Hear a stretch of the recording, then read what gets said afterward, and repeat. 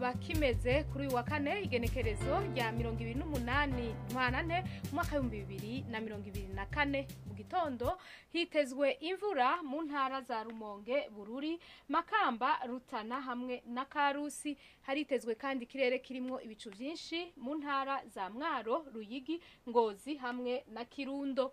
Mu zindi ntara hakaba hitezweyo ikirere kirimwo izuba n'ibicu bike bike.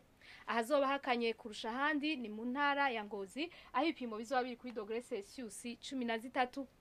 Ku muhingamo hitezwe imvura mu ntara zitari nke z'igihugu cacu uretse intara za Rumonge, Rutana, Makamba, Ruyigi, Cankuzo hamwe na Karusi. Hitezweyo ikirere kirimwo izuba n'ibicu bike bike.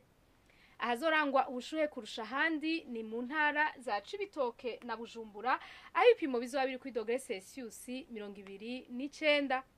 Ejo mu gitondo izuba rizoseruka igihe cy'isaha 12:05 rirenge igihe cy'isaha 12:10 zo ku mugoroba.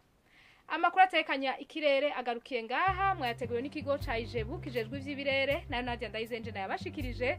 Mwakoze kuyakurikira.